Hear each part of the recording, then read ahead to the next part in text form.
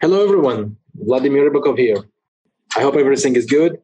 And today I'm proud to have an interview with one of my best friends in this industry, one that you most likely already know. And I'm talking about the one and the only Russ. Russ, how are you? Hi, Vlad. I am terrific. I am happy to be here. Thank you very much for the invite. It's my pleasure. How are you?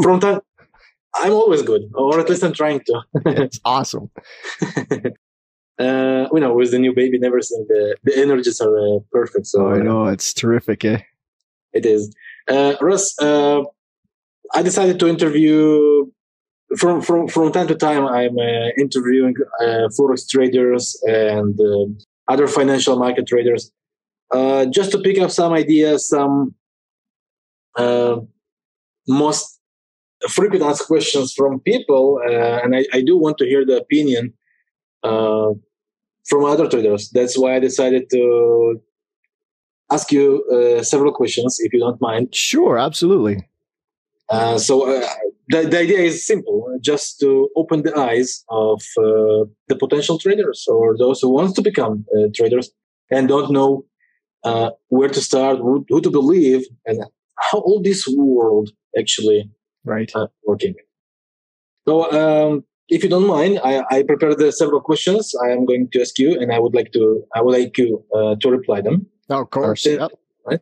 All right. So the first question, I've been asked many times during the last year, 2011, 2012, I can say them. Do you think the markets have changed over the years? As we know, 2006, 7, and 8 was completely different from the way it's now. And absolutely. I have my answers. I do want to hear yours. So, please. I started this in 2000. And in 2000, I found the market to be a lot more flowy, I guess. They moved quite a bit nicer. 2000, like you said, 2006, 7, and 8. 2008 seemed to be a pivotal year, and everything kind of turned chaotic. Like it's not as smooth as it used to be. Any trader that's traded for 5-10 years really it has a view, like you're saying. You have your own answers. But yeah, like I found that over the last few years, the market has become more difficult to trade, especially on some of the smaller time frames. You get quite a lot of chop. There's a lot of market movement that we didn't see 5 years ago. So I do think the market is changing, and because of it, a lot of traders are finding it more and more difficult to make a profit fairly consistently. I agree. And what do you think the reasons for that? I am thinking generally government involvement. There's been a lot of bad investments, all the investments funds, the bailouts and all this kind of thing, the housing bubble, all of these .com crash, all of these kinds of negative impacts have really got people scared. Investments don't seem to be secure anymore, and people really are feeling frightened. They don't want to hang on to their investments. If they make some money, they buy, they sell fairly quickly. They know that the investment firms that used to take their money aren't being responsible with the investors' money anymore. So there's a lot of doubt. There's a lot of fear. There's just a lot of emotion that wasn't there 5 years ago.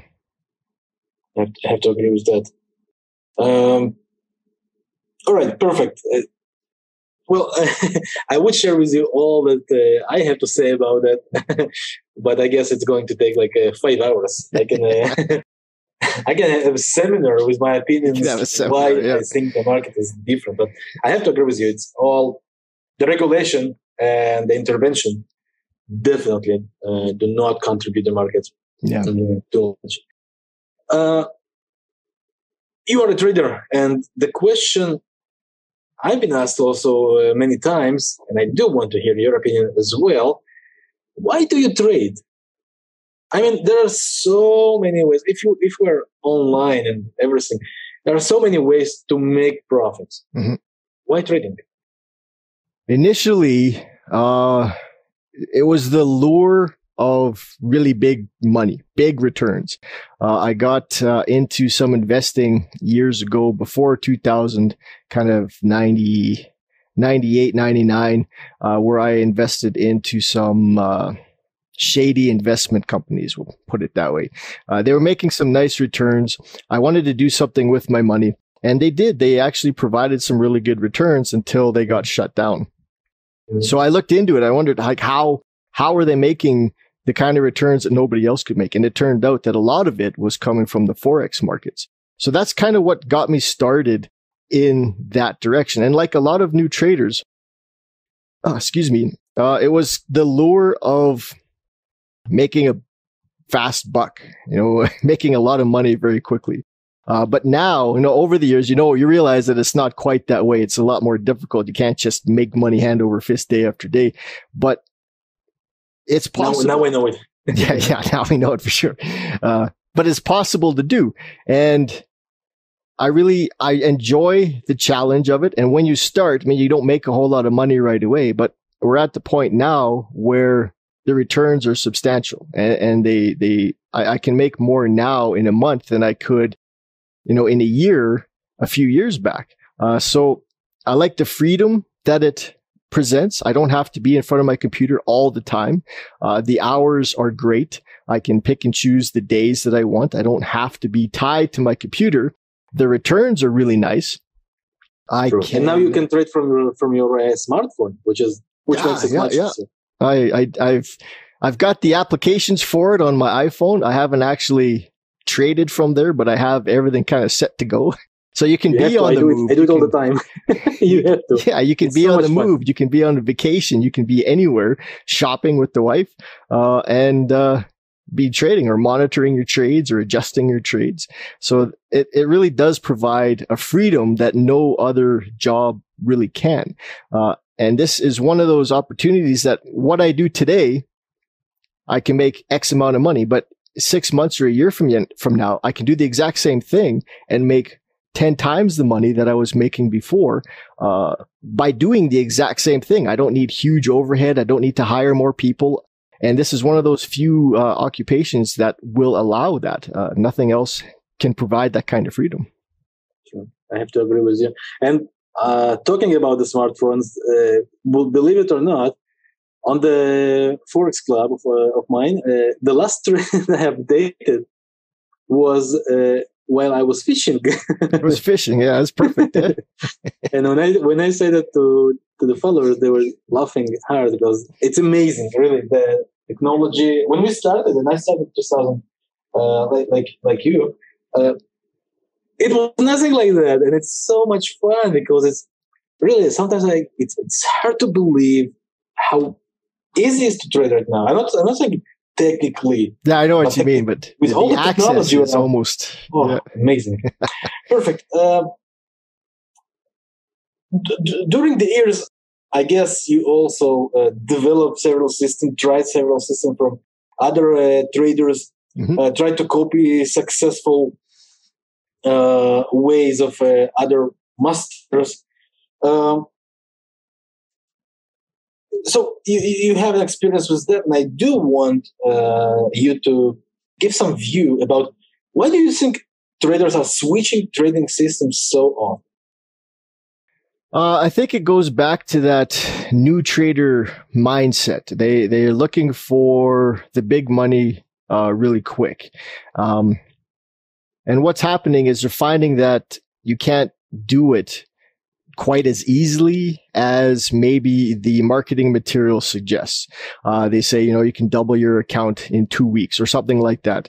And that's just not happening. They can't get the leverage. They can't, they don't have the emotional control. They don't have the discipline. They don't have all of those sort of necessary tools to make a trading system work the way they think it should work. They think that maybe the trading system should win all the time. You should never get a loss. The losses are really hard to take. And for a new trader, sometimes those losses are huge because they don't shut them down when they should. So they take a couple losses. They don't have the discipline to stick with it or manage the trades the way they should. So they will quit that system and look for the next one because it will be the Holy Grail, as it were. That next system will be the one that solves all their problems, can win all the trades. So they get the next system. Doesn't work out. 2 or 3 trades into it, well, they've had a loss. Okay, this system's no good. We're going to go on to the next system, and it's just a cycle that gets repeated. They don't learn the discipline. They don't learn really what it takes to become successful. They're just looking for the fast, the easy, the 100% winners, and it's just not out there. And this is why I think they switch from system to system. That's why I did it when I was brand new at trading. That's why I asked you because I do want the new potential traders or those who are interested in trading not to make the same mistake that we did. And yeah. I know it's easy to talk, and of course we're on a place right now that we can discuss about it and laugh because of that. But laugh about the good old days. Yeah, but it's very important. And there is an old saying that my father always told me when I was young. A smart guy learns from other mistakes. I hope I announced it in English because your English is much better than mine. So I hope I announced it correct and spell it and said it correct. No, it makes sense. But the stupid one just losing, keep making and learning from his own mistakes. Yeah, and hopefully it will open the eyes for the potential traders. And you were talking about the Holy Grails. Well, I've been asked also about what, Vlad? Isn't it possible to turn 1K into $1 million? Of course it is. Mm-hmm. But for you turning 1K into $1 million, 1,000 other traders have to lose 1K. So think about it. Think about the odds. What are the chances for that to happen? If you want to gamble, you're welcome. If you have $3,000 to waste, try. Of course it's possible. With all the leverage, with all the things that provided to you by the market right now, of course it's possible. But remember the real numbers. Okay? And the possibility for that is so little, so tiny that, well, I think it's a waste of time to try to do that. But it's only an opinion, of course. Now, I do want to ask from you, what do you think, what are the majority of traders doing wrong? I think the majority of traders are not sticking to the rules. They're not sticking to, they don't have the discipline. They're trying to make something work that, they're trying to fix what's not broken. You can't win every trade. And I think traders are trying to fix that. Trading and losing is very emotional. So traders are trying to avoid that emotional aspect. And what they're doing is they're closing winning trades too early. They're letting losing trades go way too long. They're doubting themselves. They doubt this system when they have a loss. They start to try to trade based on gut feelings. I mean, if they took a loss the last trade, well, the system's not working as good as it should. So maybe it's time for me to make the decision. And then that doesn't work. So they lose the trade. There's a lack of focus. There's a lack of discipline. And I think that is really the biggest issue that makes a trader lose. Well, I have to agree with that. So true. I was thinking about another question, but first of all, I'm interested during all the years. Probably you had your own mentors, you had your own heroes. Who are your trading heroes? That's a tough one. I don't have too many trading heroes, like gurus, guys that are up there and have done really well. I know most traders do, but I don't have a set of guys that I really look up to and idolize. And But what I do though is I really do look at the traders that can make it work. And I really do. I find them to be my heroes. A lot of them have been students that struggled with it, and then they finally get it. And that to me is the greatest thing. And it's really, that's what has to be admired, is when that struggling student, that struggling trader, finally makes it work. Something goes click. You've helped them with something. It makes sense now all of a sudden, and they can turn it all the way around. They go from being a losing trader to a winning trader. And that is really what I admire in a trader. Interesting idea. Really, I was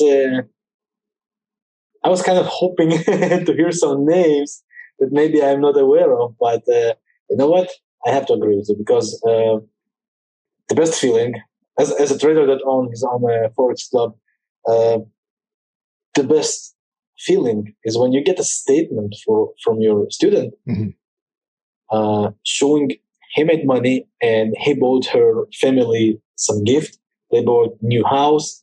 They had enough money to get out from the job, and I agree with you totally. That's the best feeling. To me, nothing can compare to it. Agree with that. The next question I have it's a bit tricky, but as you know, I love financial quotes, and I read books of financial quotes, and I always collect some good quotes. What is the best quote you ever heard about trading? Well, there's a lot of quotes. I think the best one that I've ever... except mine, divergence never lie. But the best trading quote that I heard comes from a movie that's not even a trading movie. It was a movie called Anchorman, and in it, the guy's trying on some some cologne, and what he says is, they've done studies, 60% of the time it works every time. And that's the best trading quote that I've ever heard.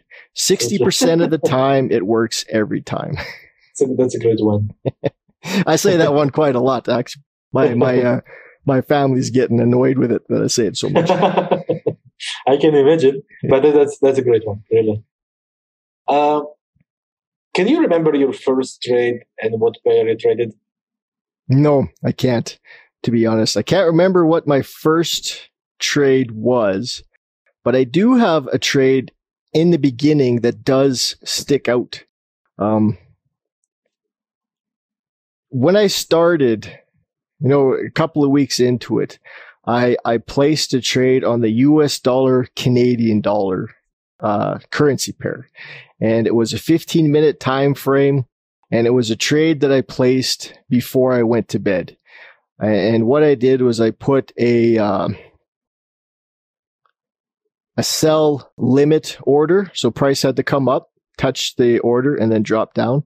And then a take profit order. So I had a sell limit order up high, had a take profit order down low. And then I placed a trade and I went to bed. And then, of course, the next morning, you've got this trade. You want to see how it played out. So I went to the computer, and it didn't look like anything happened. Like, it didn't look like price kind of moved in between both of those orders. But it didn't look like I got in or out of the trade. But the lines on the chart were gone. Like the buy line, the stop loss line, the take profit line. They were gone. So I looked a little bit closer. And what happened was price touched my entry order to the exact pip. And at this time, it was only a 4-digit broker. So it touched the entry order to the exact pip, came down, and over the next few hours sort of wobbled around, moved down, tagged my take profit to the exact pip. Really? Came back up and then just kind of wobbled in between. And so I'm looking at this and I'm like, holy cow. So that's one that sticks in my head, because just the odds of that to the exact pip on both the entry and the exit was that was amazing to me. And I think about that almost every day, actually. During the whole trading life, I had same scenario only once. Yeah, one time. After millions of trades, only once. Yeah. Something that's not going to happen every day. No, it's not. No, it's not. Perfect. And you saw that you have the whole strategy. I beg your pardon? And you probably saw that you have the Holy Grail in your hands and you found the best strategy. I don't remember what the strategy was. I was too new at it to actually be to really know even what I was doing. Like this was just a couple of weeks into it. I found the first few weeks of my trading was actually pretty good when I didn't know enough. I knew just enough to kind of get in the market and not think too much about what was going on. And I think this was one of those occasions where I was just following some recommendations or some guidelines presented to me, and this is what I figured the case was, and it worked out like absolutely perfect. And I thought, hey, this is great. Maybe I can do this every time. Never again did that ever happen. Yet. Yet. Yeah, the next 15 years, maybe it'll happen one more time. You said something interesting that I have to, if you don't mind, I have to just to give my view for a second. Yep. You said that it was you see the English barrier is making it difficult. But the idea was the thing what I wanted to say is that there are two ways to trade from my point of view. Or you go and trade like a parrot. You get a system and you don't learn too much, because this is a mistake that people do. Yeah, they think that the more they know, the better traders they become. Yeah. And I say yes and no. No, because it's like being a striker in a football team. You don't know to do defending. You don't know to be goalkeeper. You don't know to be midfielder. You know to put the ball into the net. Right. That's your job. And that's all you have to do. Yeah. Now, the same in trading. If you want to become like a striker, or poacher, just go and do that. Be like a parrot, get a good system and stick to that without left or right. Yeah. Or the other way is if you decide to be not a trader, but a financial, I don't know how to say it, a financial analyst or just someone advisor, that then you have to understand the real price action.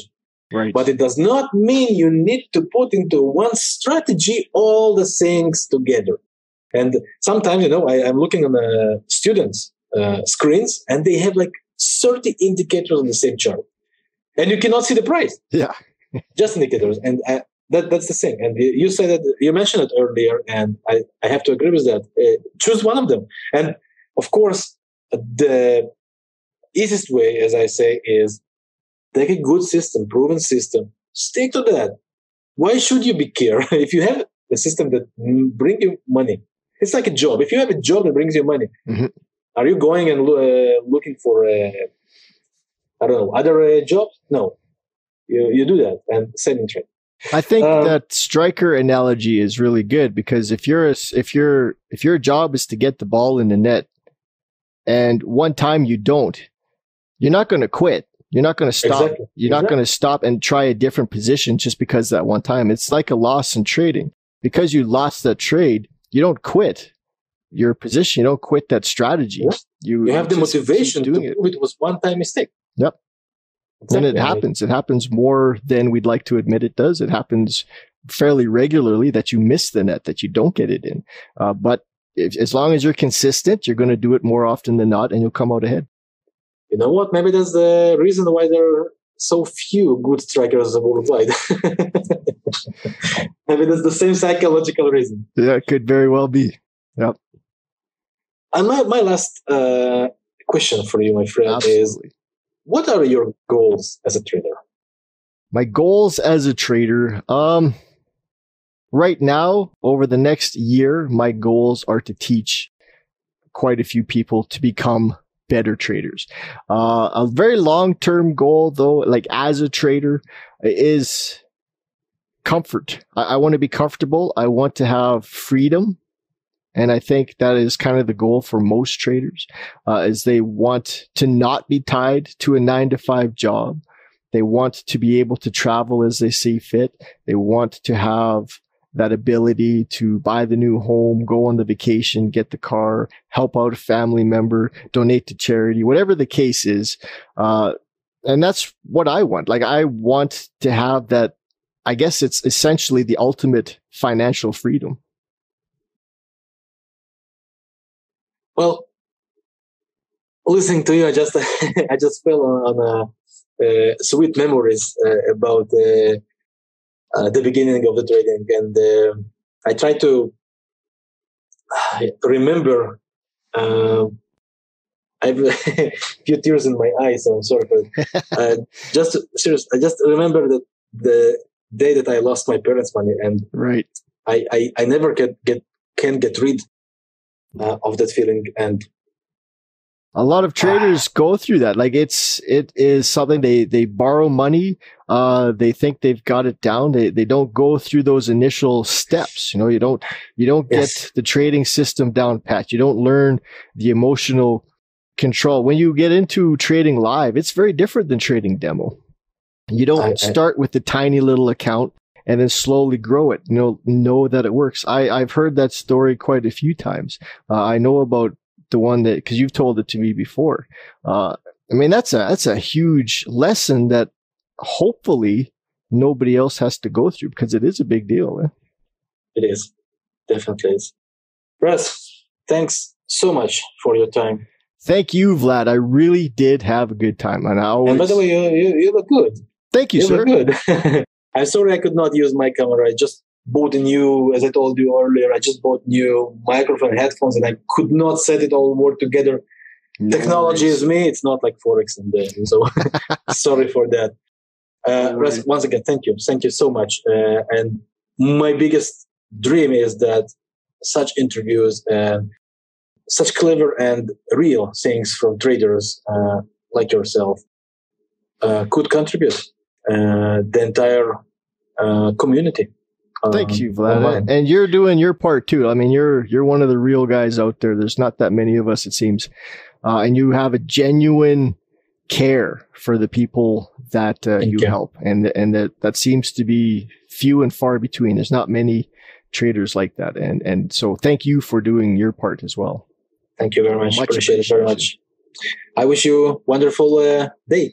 Thank you so much, Vlad. You take care. Thank you. And I'll see you later. I'll talk to you soon. Thanks a lot. Bye-bye. Bye-bye.